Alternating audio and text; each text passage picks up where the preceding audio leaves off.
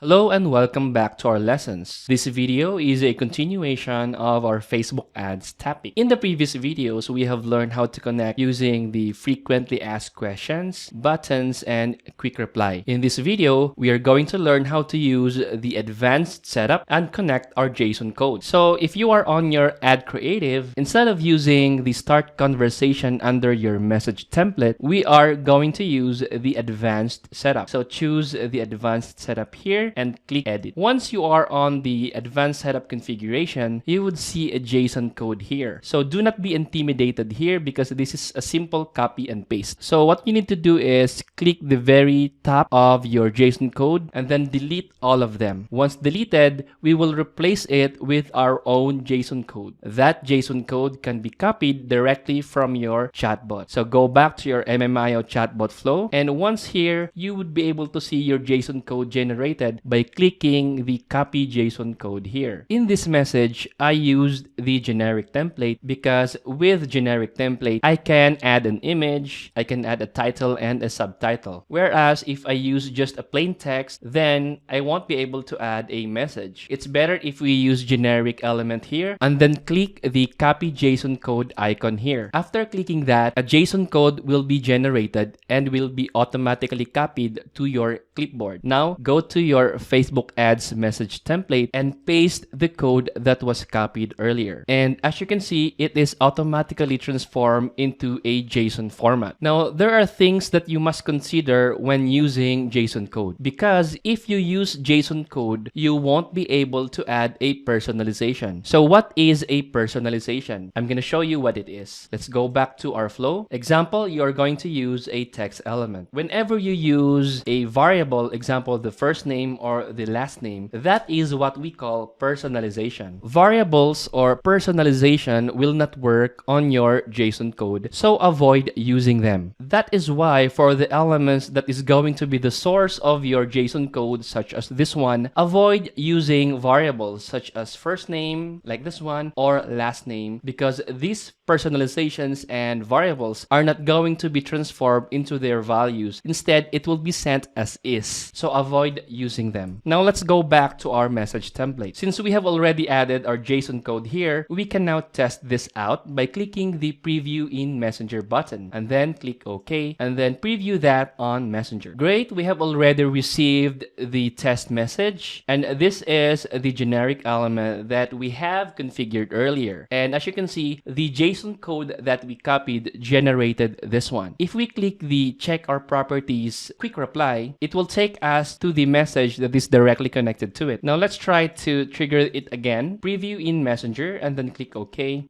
And this time, we are going to click Contact Us Quick Reply. And as you can see, it also directed us to the message that is directly connected to the Contact Us Quick Reply. Alright, that marked the end of this video. I hope now you know how to use the JSON code with your Facebook ads. In the next video, we are going to learn how to connect your Facebook ads using your chatbot flows m.me link. So stay tuned on our next video.